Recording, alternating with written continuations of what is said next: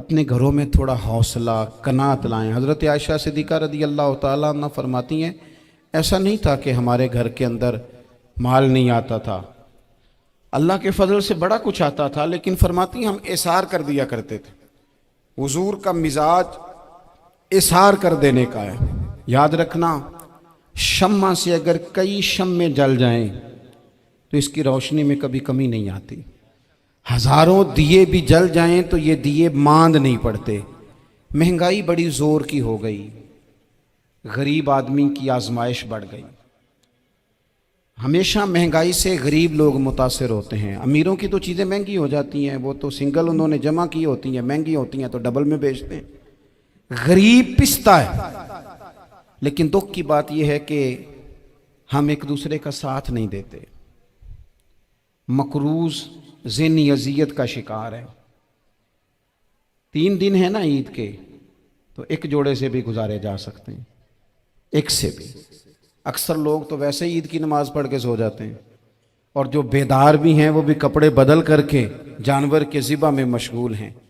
ہم نے اس عید پہ کوشش کرنی ہے کہ ہماری گلی میں، ہمارے محلے میں، ہمارے دائیں بائیں تھوڑا سفر کریں، بچوں کو دیکھیں، سرکاری سکول سے نکلتے بچوں کو دیکھیں، مساجد مدارس سے نکلتے بچوں کو دیکھیں۔ ہم نہ ایک ایک دو دو کا ساتھ دیں۔ یہ جتنی سیاسی جماعتیں کام کر رہی ہیں، جن کی حکومت تھی، جن کی ہے، پتہ نہیں کل کس کی آئے گی، میں تو ذاتی طور پر ان سے پورا مایوس ہوں۔ مجھے تو نہیں لگتا کہ جتنے لوگ آج تک حکومت کر چکے ہیں، بار بار آتے ہیں یا پچھلی حکومت گئی ہے، ان کے پاس کوئی پلان ہی نہیں ہے۔ یہ تو بیچارے ایک دوسرے کی ٹانگیں کھینچنے کے علاوہ نہ کچھ کر سکے ہیں، نہ امید ہے کچھ کریں گے۔ لیکن غریب کی تکلیف بڑھ گئی ہے۔ میرے پاس 20 لوگ آتے ہیں، آتے تو وہ دعا کا کہنے ہیں، آتے تو صرف یہ بتانے ہیں کہ اس مشکل میں ہوں، دعا کرنا۔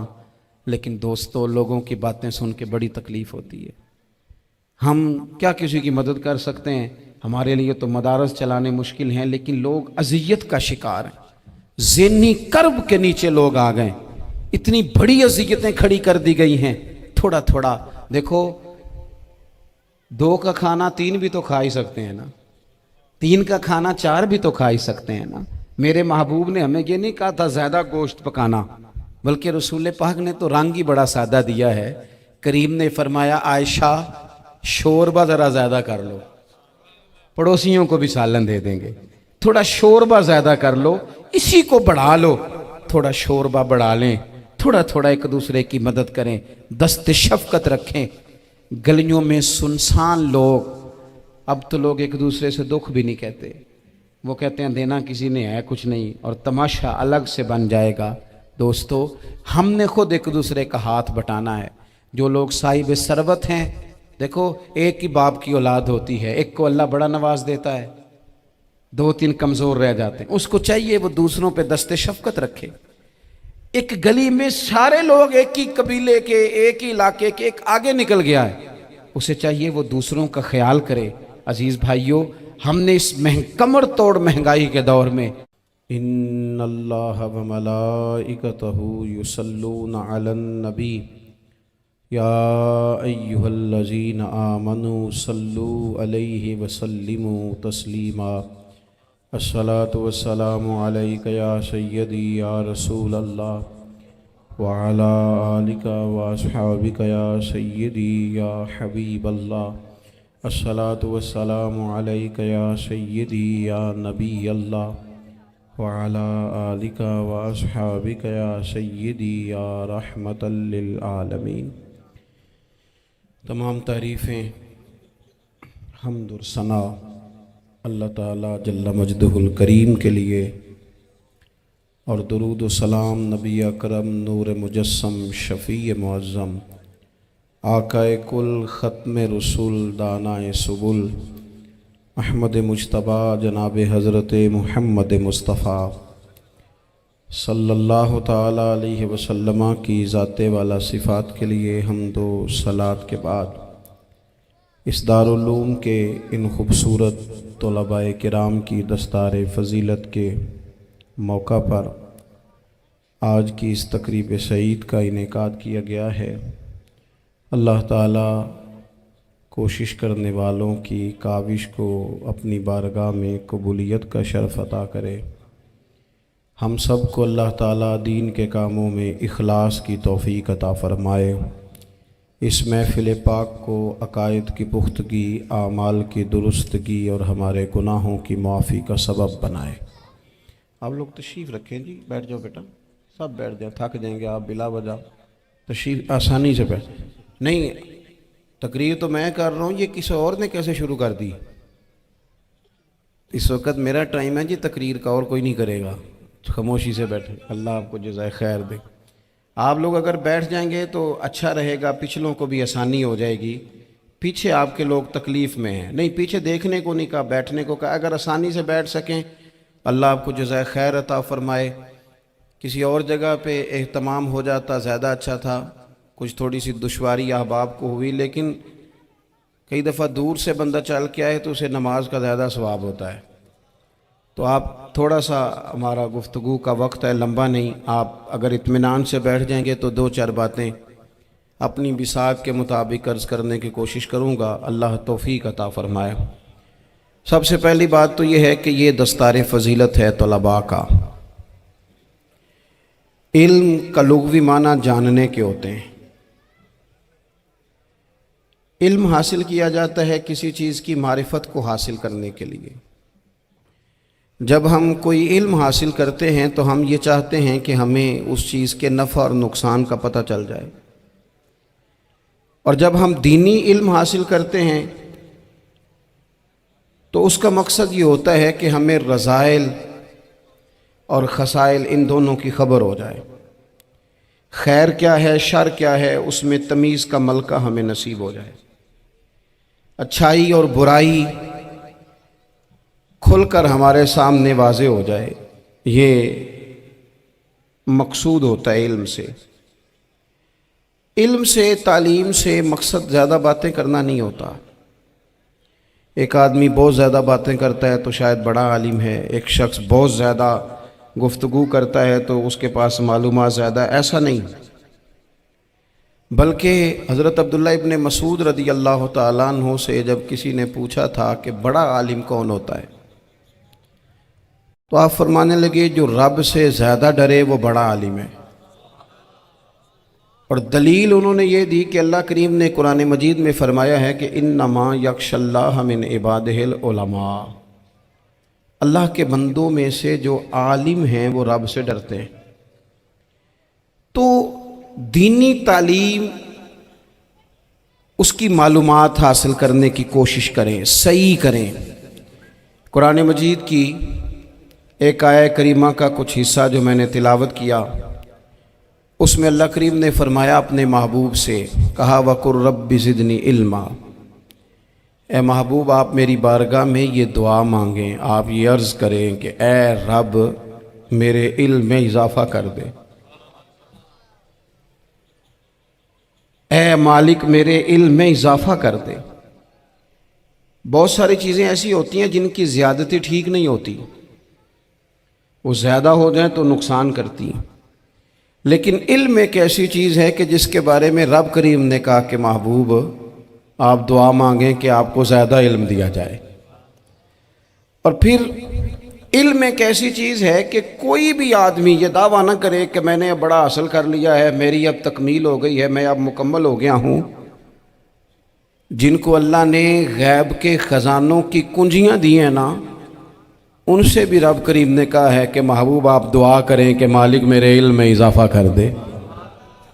تو جب وہاں تک یہ بات ہے تو پھر عام آدمی کو بھی چاہیے کہ وہ اپنی معلومات میں اضافے کا شوق پیدا کرے۔ اور تیسری بات یہ کہ جو حضور کے علم شریف پر بات کرتے ہیں وہ بھی اس آیت سے سیکھیں کہ حضور کا علم تو ہر روز رب اس میں اضافہ فرما رہا ہے، تو ہر روز اضافہ ہو رہا ہے، وَلَلْآخِرَةُ خَيْرٌ لَكَ مِنَ الْأُولَىٰ، ہر روز ترقی ہو رہی ہے حضور کے علم شریف کی بھی۔ تو ہمارے ہاں زیادہ تر لوگ بات اس لیے سیکھتے ہیں کہ میں کوئی کہیں سے مسئلہ سیکھوں گا پھر جا کے اپنی مسجد کے امام کو تنگ کروں گا کہ وہاں تو میں یہ سن کے آیا ہوں تو یہاں یہ کام کیوں نہیں ہوتا۔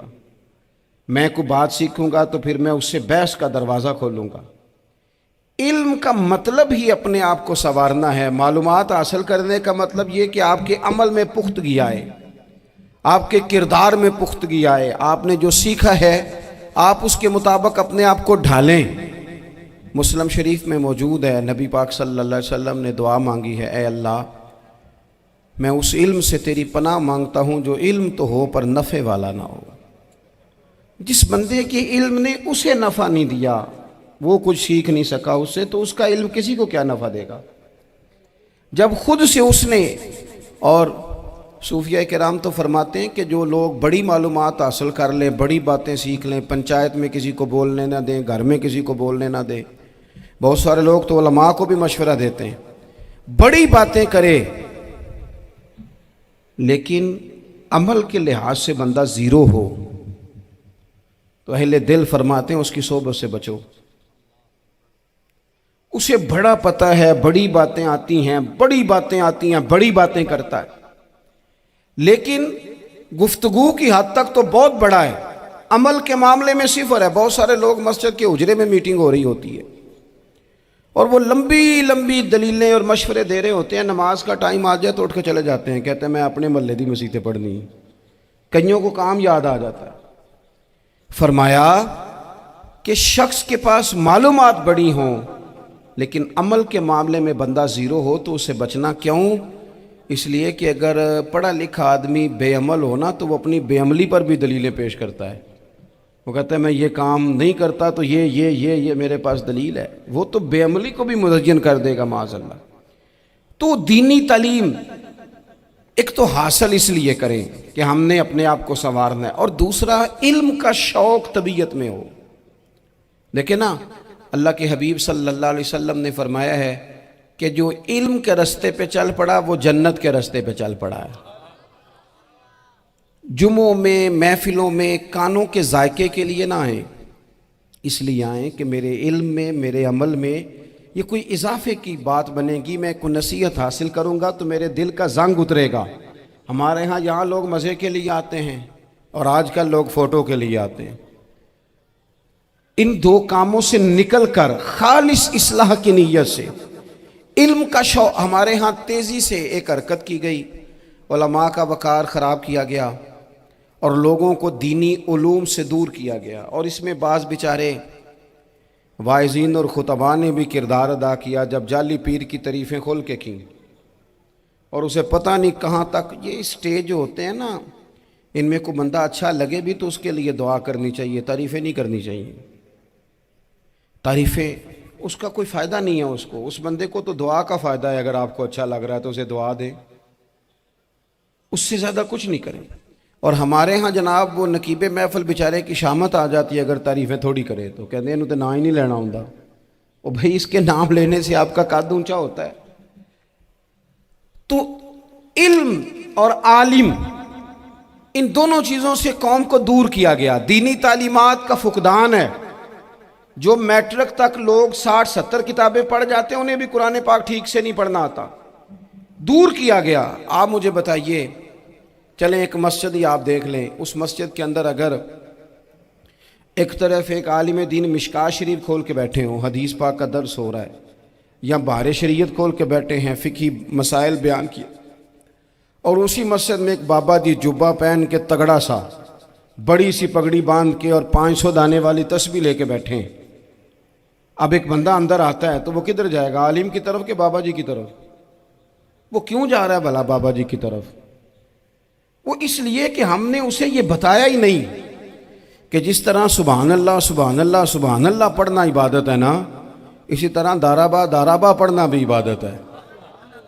اسے ہم نے بتایا نہیں کہ جب تک علم کے رستے میں رہنا بھی عبادت ہے، جب تک اسے یہ سمجھ نہیں نہ آئے گی کہ جس طرح وظائف کی کتاب پڑھنا عبادت ہے اسی طرح مشکاہ شریف پڑھنا بھی عبادت ہے، حدیث بخاری کا درس لینا بھی عبادت ہے، مسلم شریف کی احادیث پر اپنے اساتذہ سے بیٹھ کر دروس پانا بھی عبادت۔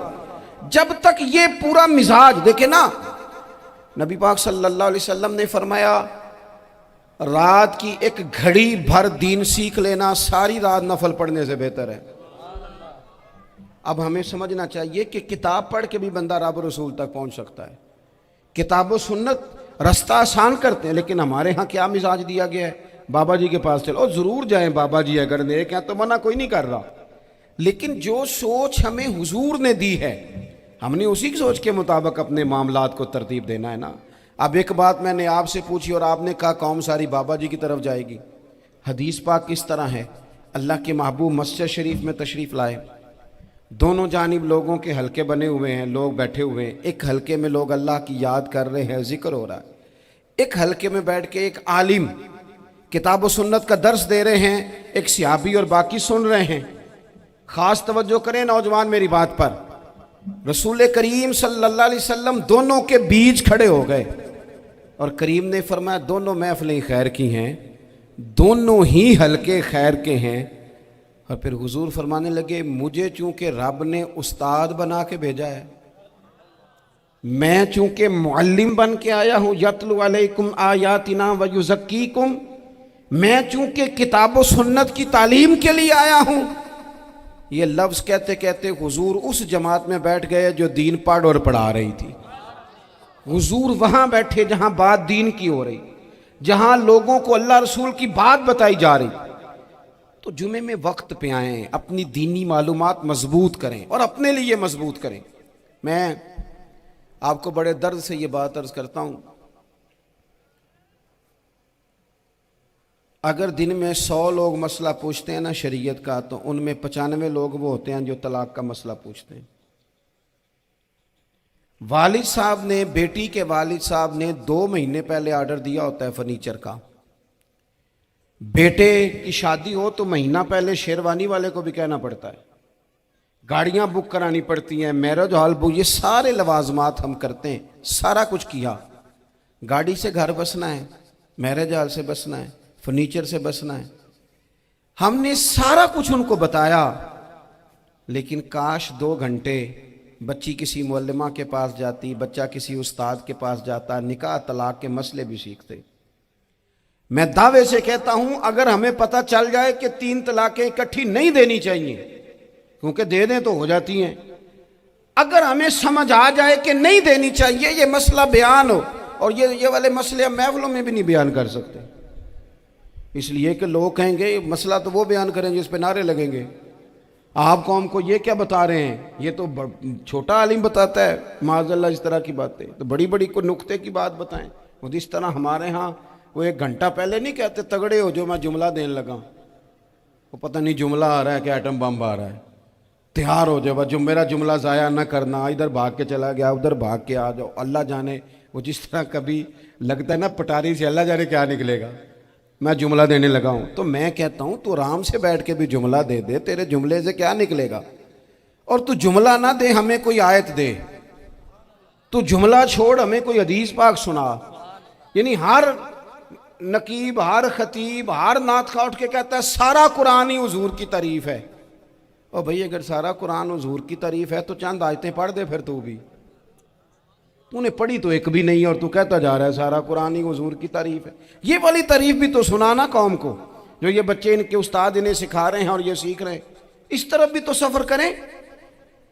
तो मेरे अजीज, अगर लोगों को मसाइल का पता चले तो सैकड़ों घर बच जाएं तबाह होने से, बड़े बड़े घर बच जाएं, लेकिन मसाइल नहीं आते। मेरे पास मसला पूछने के लिए कुछ लोग आ गए, तो 4-5 साल का बच्चा भी था जिसके वालिद ने गुस्से में अपनी बीवी को 3 तलाकें दी थी।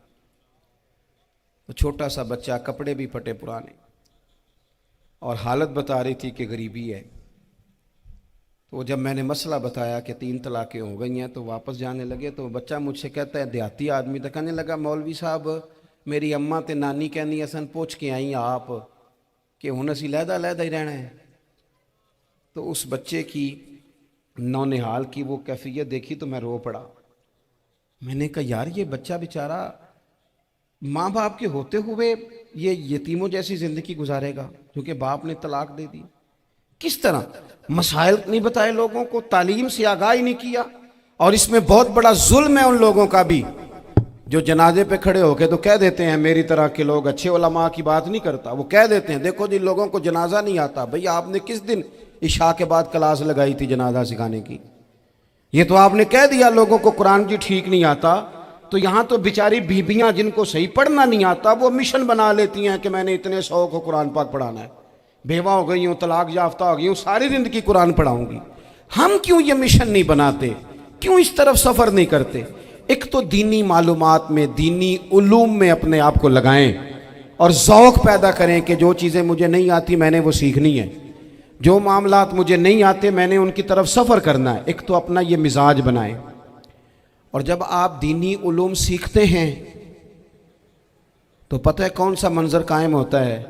منظر وہ بنتا ہے کہ حضرت ابو ہریرہ بھی دین سیکھا کرتے تھے، حضرت عبداللہ ابن عمر بھی اصحاب صفہ میں رہا کرتے تھے، حضرت انس بن مالک بھی رہا کرتے تھے، اور ایسا منظر بنتا ہے کہ حضرت سیدہ خدیجہ الکبریٰ رضی اللہ تعالیٰ عنہ فرماتی ہیں سیدہ فاطمہ حضور کی گود میں بیٹھی ہوتی تھی اور نبی پاک سے باتیں پوچھتی تھی اور حضور انہیں بتا رہے ہوتے تھے۔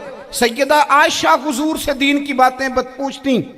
چوتھا حصہ ہماری فقہ کے اصول حضرت فاطمہ کی، حضرت عائشہ صدیقہ کی مرویات پر مبنی ہیں۔ اگر ہماری بچیاں چھوڑ دیں ڈائجسٹ پڑھنا، چھوڑ دیں ادھر ادھر کی مووی دیکھنا، اور وہ کتاب و سنت پر آ جائیں تو بہت سارے مسائل ایسے ہیں جو الجھنے سے پہلے ہی سلجھے ہوئے ہوں۔ دینی تعلیم کا مزاج اور ذوق۔ اور دوسری آیہ کریمہ میں نے تلاوت کی، اللہ کریم نے قرآن مجید میں فرمایا یا ایھا الذین آمنوا قوا انفسکم واہلیکم نارا، اے ایمان والو خود بھی دوزخ کی آگ سے بچو اور اپنے گھر والوں کو بھی بچاؤ۔ او والد، وہ ماں جو بچوں کو بھوک سے بچانے کے لیے محنت کرتی ہے، ان کو مایوسی سے بہت سارے ماں باپ ایسے ہوتے ہیں جن کے پاس کپڑے لینے کے پیسے نہیں ہوتے عید پہ۔ کیوں؟ اذان شروع ہوگی جی، اذان سنیں جی۔ عزیز بھائی، جس طرح ہم اپنے بچوں کو دیکھیں، بہت سارے ماں باپ کے پاس گنجائش نہیں ہوتی، لیکن اس نیت سے کہ بچوں کے دل ٹوٹ جائیں گے، عید پہ کیسے گزارا کریں گے، مشکل سے بھی کپڑے خرید کے دیتے۔ اس طرح ہم اپنے بچوں کو بھوک سے، پیاس سے، مایوسی سے بچاتے ہیں۔ اس طرح ہمارے رب نے ہمارے ذمے لگایا ہے کہ تم اپنے بچوں کو کوشش کرو دوزخ کی آگ سے بچانے کی۔ حضرت عمر فاروق رضی اللہ تعالیٰ عنہ نے عرض کیا تھا یا رسول اللہ صلی اللہ تعالیٰ علیہ وسلم، اس آیہ کریمہ کا معنی کیا ہے؟ تو محبوب کریم علیہ السلام نے فرمایا عمر، جن چیزوں کا اللہ تمہیں حکم دیتا ہے تم اپنے گھر والوں کو ان چیزوں کا حکم دو، جن چیزوں سے رب رسول تمہیں منع کرتے ہیں اپنے گھر والوں کو ان سے روکو، اپنے گھر کے اندر نفاذ دین کرنے کی کوشش کرو۔ میرے بھائی، بہت زیادہ آزمائش ہے ہمارے گھروں میں، بے چینیاں ہیں، اضطراب ہے، بچوں میں سختی ہے، بہن بھائی ایک دوسرے کے ساتھ لڑتے ہیں، مزاجوں میں تلخی آ گئی۔ کیوں بھلا؟ اس لیے کہ ماں باپ کو جو بہترین کردار اور جو حسین طریقہ گھر میں اپنانا چاہیے تھا، بچے تقریر باہر سے سنتے ہیں لیکن وہ فالو اپنے ماں باپ کو کرتے ہیں۔ اگر ماں باپ میں حوصلہ ہو، صبر ہو، اطمینان ہو، خودداری ہو، تھوڑے پر گزارا کرنے کا مزاج ہو۔ دیکھیں نا، آج ڈپریشن ہے، ٹینشن ہے، پینکس اٹیکس ہیں، بڑی ساری چیزیں آ گئی ہیں۔ کیوں بھلا؟ صبر نہیں، تحمل نہیں، بردباری نہیں۔ آزمائے۔ ایک دن ایک بچہ میرے پاس آ گیا مدرسے کا اور آ کے وہ رونے لگا۔ میرے گھر والے کہنے لگے کھانا چھوڑ دیں، پہلے اس کی بات سن لے۔ میں نے کہا پتر کیا ہوا؟ کسی نے مارا ہے کسی استاد نے؟ کہنے لگے نہیں حضرت، گھر فون کیا تھا تو میری اماں اور ابا کی لڑائی ہو رہی ہے۔ بچہ کانپ رہا ہے، ٹانگیں کانپ رہی ہیں۔ میں نے کہا کیا ہو کیا گیا تمہیں پتر؟ لڑائی ہو رہی ہے تو گھروں میں ہو ہی جاتی ہے۔ کہنے لگے نہیں، آپ کو پتہ نہیں، وہ بڑا سخت لڑتے ہیں۔ میرے والد جب میری والدہ کو مارنے کے لیے آگے بڑھتے ہیں تو ہم سارے چار پنجوں کے نیچے چھپ جاتے ہیں، ہمیں خوف آتا ہے، وہ منظر خطرناک ہوتا ہے۔ یہ کون تکلیف دے رہا ہے اپنے بچوں کو؟ یہاں بیٹھے ہمارے ہاں میلوں دور رہتے تھے اس کے گھر والے، تو وہ تکلیف میں تھا، تو گھر میں کیا کیفیت ہوگی؟ اگر حوصلہ ہو، صبر ہو، قناعت ہو، اللہ کے دیے ہوئے تھوڑے رزق پر ہمیں راضی رہنا آتا ہو، ہمارے گھروں میں سکون آئے، اطمینان آئے، ہم جو زندگی بڑی خوشی خوشی گزار سکتے ہیں، ہمارے مزاجوں کا لالچ، ہماری طبیعتوں کی بے راہ روی، ہماری جھوٹی انا کا بت ان ساری چیزوں کو ختم کر دیتا ہے۔ اپنی زندگی کے اندر اگر ہم وہ کردار اپنے بچوں کو دیں جس کردار میں موبائل بھی ہو، جس میں گاڑی بھی ہو، جس میں پیسے بھی لا کے ابا دراز میں رکھتا ہو، لیکن والد کا گھر میں مصلی بھی موجود ہو، اس کی کوئی تسبیح بھی ہو، وہ یہ بھی کہتا ہو کہ خدا نے اپنے فضل سے آج 5,000 دیا ہے تو اس میں 1,000 غریبوں کا بھی ہے، اس میں تھوڑا سا میں نے اللہ کی رضا کے لیے بھی رکھا ہے، اگر کوئی مشکل آ جائے تو وہ باپ اور ماں کو صبر کرتا ہوا دیکھتے ہوں، اگر ایک باپ کر بات کرے تو دوسرا برداشت کرتا ہو۔ خدا را اپنی اولادوں کو اس اذیت کا شکار نہ کرو، اپنے گھروں کے اندر وہ خودداری، وہ پیار، وہ وقار، وہ محبت، وہ انداز۔ آپ تھکے ہوئے ہیں، کوئی شک نہیں، آپ بہت سارے مسائل کا باہر شکار ہوں گے، کوئی شک نہیں، لیکن آپ باہر سے تھک کے آئے ہیں، اور اگر آپ باہر اپنی فیکٹری کے مالک ہیں اور دفتر کے بڑے ہیں تو گھر میں بھی تو آپ بڑے ہیں نا، آپ کی ماں بھی تو انتظار کر رہی ہے، اس نے بھی تو دکھڑا سنانا ہے نا آپ کو۔ آپ یہ دیکھیے کہ آپ کے بچے بھی تو انتظار کر رہے ہیں، وہ چاہتے ہیں کہ ابا آ کے بیٹھیں تو ہم ان کے سینے پہ چڑھ کے تھوڑا کھیلیں۔ آپ کی اہلیہ منتظر ہیں، کچھ باتیں بیوی کسی اور سے نہیں کہہ سکتی، صرف اپنے شوہر سے کہتی ہے، لیکن وہ تو آتے ہی جلال میں آ گئے صاحب، وہ کہنے لگے تو بڑی نالائق ہے، میں تھکا ماندہ آیا ہوں اور تو نے مجھے کہانی سنا دی ہے۔ وہ اس خاتون سے شدت کے ساتھ پیش آنے لگے۔ میرے رسول پاک کی حیات نور کو دیکھو، حضرت ام ایمن حضور کی رضائی والدہ ہیں، ان کی بھی خدمت ہو رہی ہے، حضرت حلیمہ سعدی آ رہی ہیں تو خدمت ہو رہی ہے، حضرت عباس حضور کے چچا ہیں تو کریم فرماتے ہیں میرے چچا ہیں باپ کی جگہ پہ، حضور دوست احباب صحابہ غلاموں سب کے ساتھ پیار کر رہے ہیں، 9 ازواج مطہرات ہیں گھر کے اندر، اور کیفیت یہ ہے کہ حضور صرف ان کی ضرورتوں کا ہی خیال نہیں کرتے، خواہشات کا ہی خیال نہیں کرتے، بلکہ میرے کریم کا طریقہ یہ ہے کہ کوئی بندہ آج بول کیا رہا ہے، وہ کہاں کھڑا ہے آج، اس کے جملے کس طرح کے ہیں، اس کا لہجہ کس طرح کا ہو گیا ہے اور اسے ٹھیک کیسے کرنا ہے، محبوب اس کا خیال فرماتے، توجہ کرتے۔ میں کہتا ہوں کہ ہم سب کو شوق آیا ہے آرام کرنے کا۔ میں صبح 11 بجے سے پہلے اپنے گھر سے نکل آیا تھا، اور یہ وقت آ گیا ہے اور رات کو خدا جانے کس وقت گھر پہنچنا ہے۔ کئی دفعہ کیفیت یہ ہوتی ہے کہ گاڑی سے اترتے ہیں تو پھر دل کرتا ہے کہ کوئی اٹھا کے چلائے نہ کبھی، اس کے باوجود بہت سارے لوگ ناراض رہتے ہیں کہ ہم سے مل کے نہیں گئے، فوٹو نہیں کھنچوا کے گئے، فلانی جگہ چائے نہیں پی کے گئے۔ یہ تسلسل ہے، لیکن میں جتنا مرضی تھکا ماندہ گھر جاؤں گا نا، کبھی ایسا نہیں ہوا کہ میں گھر جاؤں تو بڑی ٹینشن میں جاؤں۔ میری گھر والی ایک دن مجھ سے کہنے لگی آپ نے کبھی نہیں کہا کہ میں تھکا ہوا آیا، بندہ تھک بھی تو جاتا ہی ہے نا، کبھی کہاں کرے نا۔ میں نے اسے کہا پتہ کیوں نہیں کہتا، اس لیے نہیں کہتا کہ میں نہیں چاہتا کہ میرے بچے یہ کہیں کہ ہم نے دین نہیں پڑھنا، ہمارا باپ تو بڑی مشکل میں ہے۔ ہم اپنے کام کے بارے میں اپنے گھر میں شکوے کرتے ہیں، آپ کسی بچے سے پوچھ لیں کون سا کام کرنا ہے، کہ جڑا ابا جی کر دے رہے ہیں وہ نہیں کرنا۔ کیوں کہ ابا جی ہر روز تو کہتے ہیں میں بڑا الجھ گیا ہوں، یہ کام بڑا مشکل ہے۔ میں چاہتا ہوں کہ میں اپنے بچوں کو یہ بتاؤں کہ پتر میں تو جدھر جاتا ہوں پھول ہی پھول ہیں، میں تو جدھر سے گزرتا ہوں محبت ہی محبت ہے، میں تو جدھر سے دیکھتا ہوں دعائیں ہی ملتی ہیں، تاکہ ان کا شوق پیدا ہو۔ میرے عزیز آپ تھوڑا سا دل بڑا کریں، اگر آپ ایک کی وجہ سے پورا گھر سکون میں آ جاتا ہے تو آپ دل بڑا کیوں نہیں کرتے؟ جگہ ڈھونڈتے ہیں بس مجھے کوئی تنگ نہ کرے، کوئی میری باپ ماں بدولت کو کوئی پریشان نہ کرے۔ بخاری شریف سنیے، حضرت عائشہ صدیقہ رضی اللہ تعالیٰ عنہ بیٹھی ہیں، حضور فرمانے لگے عائشہ آج ایک بات نہ بتاؤں تمہیں؟ یا رسول اللہ بتائیے۔ حضور فرمانے لگے جب تم مجھ سے ناراض ہوتی ہو تب بھی مجھے پتہ چل جاتا ہے، اور جب راضی ہوتی ہو پھر بھی پتہ چل جاتا ہے۔ تو حضرت سید عائشہ صدیقہ بات سن کے بڑی خوش ہوئی، یا رسول اللہ وہ کیسے؟ حضور فرمانے لگے کبھی کبھی تم قسم اٹھاتی ہو۔ یا رسول اللہ ہاں۔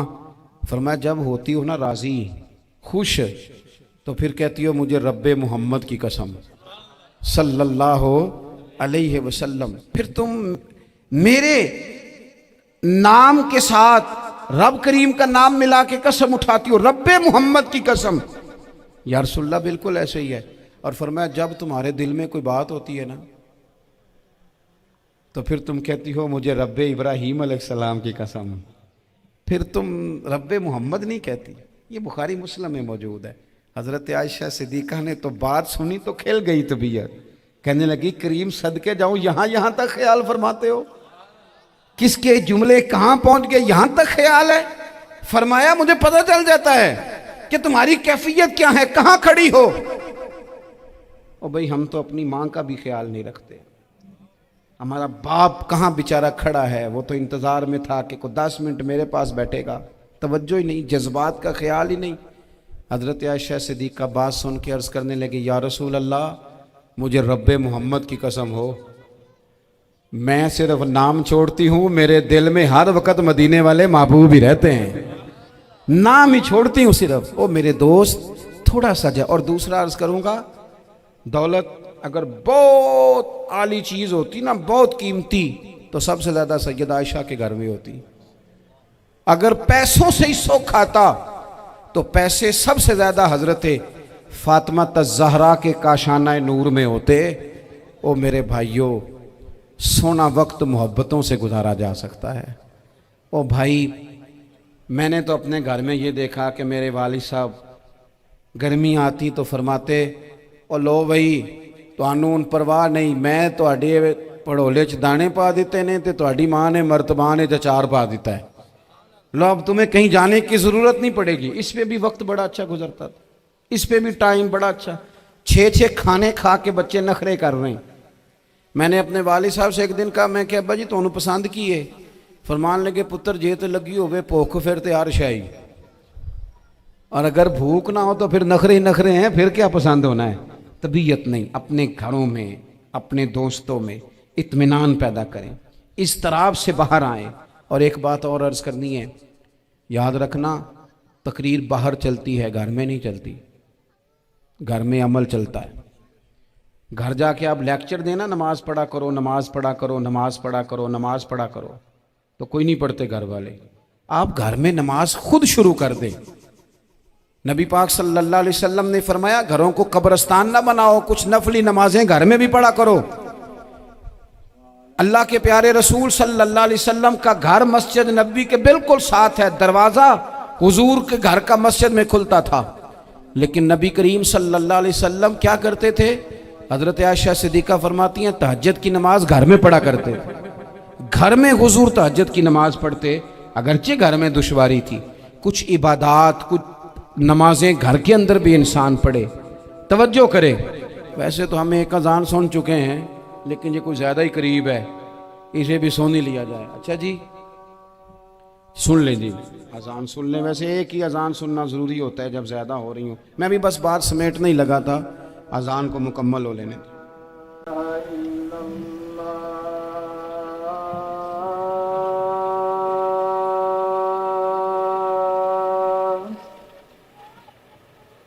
أشهد أن لا إله إلا الله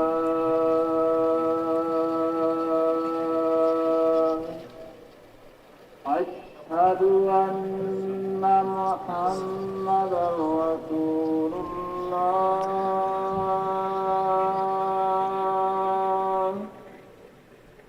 أشهد أن محمد رسول الله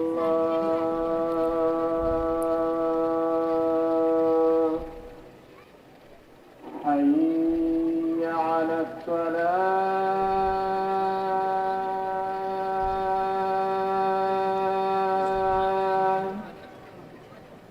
حي على الصلاة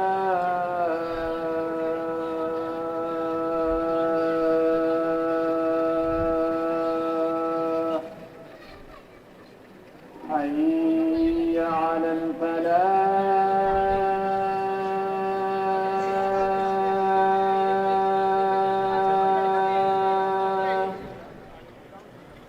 حي على الفلاح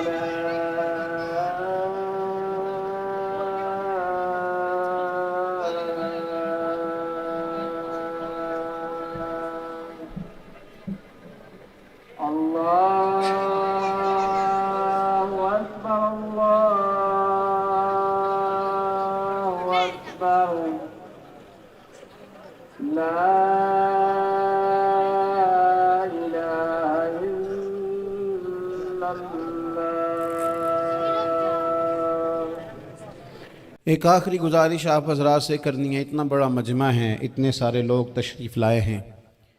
ایک گزارش آپ حضرات کی خدمت میں رکھ کے بس میں نے بات کو سمیٹنا ہے. دو باتیں میں نے آپ کی خدمت میں عرض کی ہیں. ایک تو دینی علم کا ذوق پیدا کریں, اور دوسرا اپنے گھروں میں تھوڑا ٹھہراؤ لائیں. تھوڑا سا اپنے, یہ بچوں کے دستار فضیلت کا اجتماع تھا اس لیے میں نے یہ بات عرض کی, اپنے گھروں میں تھوڑا حوصلہ قناعت لائیں. حضرت عائشہ صدیقہ رضی اللہ تعالیٰ عنہ فرماتی ہیں ایسا نہیں تھا کہ ہمارے گھر کے اندر مال نہیں آتا تھا, اللہ کے فضل سے بڑا کچھ آتا تھا, لیکن فرماتی ہیں ہم اثار کر دیا کرتے تھے. حضور کا مزاج اثار کر دینے کا ہے. یاد رکھنا, شمع سے اگر کئی شمع جل جائیں تو اس کی روشنی میں کبھی کمی نہیں آتی. ہزاروں دیے بھی جل جائیں تو یہ دیے ماند نہیں پڑتے. مہنگائی بڑی زور کی ہو گئی, غریب آدمی کی آزمائش بڑھ گئی. ہمیشہ مہنگائی سے غریب لوگ متاثر ہوتے ہیں. امیروں کی تو چیزیں مہنگی ہو جاتی ہیں, وہ تو سنگل انہوں نے جمع کی ہوتی ہیں, مہنگی ہوتی ہیں تو ڈبل میں بیچتے ہیں. غریب پستا ہے. لیکن دکھ کی بات یہ ہے کہ ہم ایک دوسرے کا ساتھ نہیں دیتے. مقروض ذہنی اذیت کا شکار ہے. 3 دن ہے نا عید کے, تو ایک جوڑے سے بھی گزارے جا سکتے ہیں, ایک سے بھی. اکثر لوگ تو ویسے ہی عید کی نماز پڑھ کے سو جاتے ہیں, اور جو بیدار بھی ہیں وہ بھی کپڑے بدل کر کے جانور کے ذبح میں مشغول ہیں. ہم نے اس عید پہ کوشش کرنی ہے کہ ہماری گلی میں, ہمارے محلے میں, ہمارے دائیں بائیں تھوڑا سفر کریں, بچوں کو دیکھیں, سرکاری سکول سے نکلتے بچوں کو دیکھیں, مساجد مدارس سے نکلتے بچوں کو دیکھیں. ہم نہ ایک ایک دو دو کا ساتھ دیں. یہ جتنی سیاسی جماعتیں کام کر رہی ہیں, جن کی حکومت تھی, جن کی ہے, پتہ نہیں کل کس کی آئے گی. میں تو ذاتی طور پر ان سے پورا مایوس ہوں. مجھے تو نہیں لگتا کہ جتنے لوگ آج تک حکومت کر چکے ہیں, بار بار آتے ہیں یا پچھلی حکومت گئی ہے, ان کے پاس کوئی پلان ہی نہیں ہے. یہ تو بیچارے ایک دوسرے کی ٹانگیں کھینچنے کے علاوہ نہ کچھ کر سکے ہیں, نہ امید ہے کچھ کریں گے. لیکن غریب کی تکلیف بڑھ گئی ہے. میرے پاس 20 لوگ آتے ہیں, آتے تو وہ دعا کا کہنے ہیں, آتے تو صرف یہ بتانے ہیں کہ اس مشکل میں ہوں, دعا کرنا. لیکن دوستو, لوگوں کی باتیں سن کے بڑی تکلیف ہوتی ہے. ہم کیا کسی کی مدد کر سکتے ہیں؟ ہمارے لیے تو مدارس چلانے مشکل ہیں, لیکن لوگ اذیت کا شکار ہیں. ذہنی کرب کے نیچے لوگ آ گئے. اتنی بڑی اذیتیں کھڑی کر دی گئی ہیں. تھوڑا تھوڑا دیکھو, 2 کا کھانا 3 بھی تو کھا ہی سکتے ہیں نا, 3 کا کھانا 4 بھی تو کھا ہی سکتے ہیں نا. میرے محبوب نے ہمیں یہ نہیں کہا تھا زیادہ گوشت پکانا, بلکہ رسول پاک نے تو رنگ ہی بڑا سادہ دیا ہے. کریم نے فرمایا, عائشہ شوربہ ذرا زیادہ کر لو, پڑوسیوں کو بھی سالن دے دیں گے. تھوڑا شوربہ زیادہ کر لو, اسی کو بڑھا لو. تھوڑا شوربہ بڑھا لیں, تھوڑا تھوڑا ایک دوسرے کی مدد کریں, دست شفقت رکھیں. گلیوں میں سنسان لوگ, اب تو لوگ ایک دوسرے سے دکھ بھی نہیں کہتے, وہ کہتے ہیں دینا کسی نے ہے کچھ نہیں, اور تماشا الگ سے بن جائے گا. دوستو, ہم نے خود ایک دوسرے کا ہاتھ بٹانا ہے. جو لوگ صاحب ثروت ہیں, دیکھو ایک ہی باپ کی اولاد ہوتی ہے, ایک کو اللہ بڑا نواز دیتا ہے, 2-3 کمزور رہ جاتے ہیں. اس کو چاہیے وہ دوسروں پہ دست شفقت رکھے. ایک گلی میں سارے لوگ ایک ہی قبیلے کے, ایک ہی علاقے کے, ایک آگے نکل گیا ہے, اسے چاہیے وہ دوسروں کا خیال کرے. عزیز بھائیوں, ہم نے اس کمر توڑ مہنگائی کے دور میں نے جمعے میں امیر لوگوں سے کہا تھا کہ قربانیاں کرنی تو ہے ہی, تو تم تو سارا سال گوشت کھاتے ہو. کیا آپ کو بتاؤں کہ ہم اس وطن میں رہتے ہیں جہاں فریج اور فریزر بڑی سے پہلے زیادہ بکتے ہیں. فریج نہیں لے آؤ, بڑی لے آؤ, چونکہ گوشت سیو کرنا ہے, سارا سال بھی تو ملتا ہے نا امیروں. میں نے تو کہا تھا اس گاؤں میں لے جاؤ جہاں قربانی کوئی نہیں کر رہا, ذبح ہی وہاں جا کے کر لو. تھوڑی سی گنجائش بنائیں اپنے دلوں میں. یہ ضروری نہیں کہ سامنے والا آپ کا شکریہ بھی ادا کرے.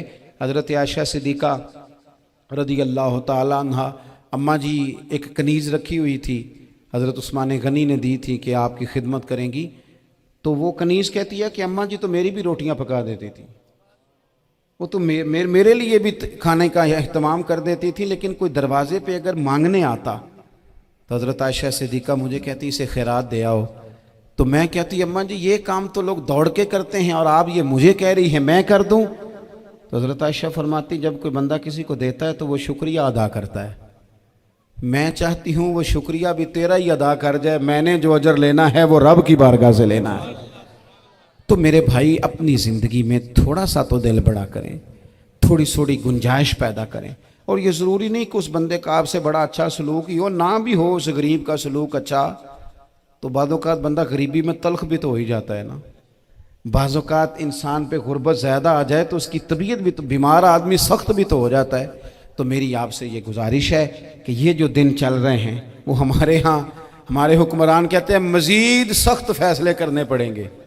میں نے کہا تمہارے لیے تو آسان ہے، اس لیے کہ تم تو جس دفتر میں بیٹھ کے فیصلہ کرتے ہو اس کی تو بتی کوئی نہیں جاتی، تمہیں کیا پتا ہو، وہاں تو اے سی بھی 1 منٹ کے لیے بند نہیں ہوتا۔ یہ تو اس سے پوچھو باپ سے کہ جو عید سے پہلے اپنی بیوی سے مشورہ کر رہا ہے کہ عید آ گئی ہے، اگر بیٹی کے گھر کپڑے نہ بھیجے تو اس کی ساس باتیں کرے گی۔